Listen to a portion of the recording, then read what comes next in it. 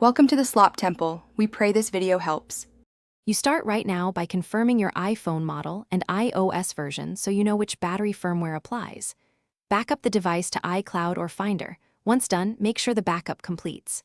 Charge to over 20% or plug in a light. This prevents shutdown during diagnostics. Gather tools, a pentalobe screwdriver and a spudger.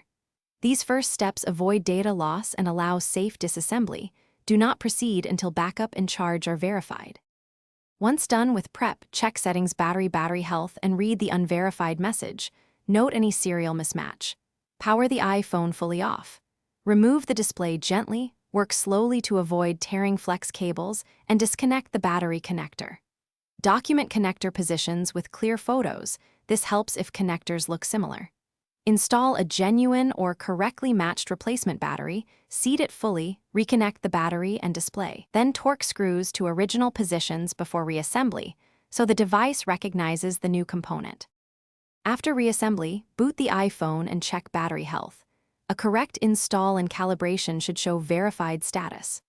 To calibrate, charge uninterrupted to 100%, then use the phone until it shuts down and recharge to 100% again. This helps the system measure capacity accurately. If the unverified label persists, power down and recheck connectors and seating. Once connectors are confirmed, consider reflash options if you have tools, or take it to Apple-authorized service.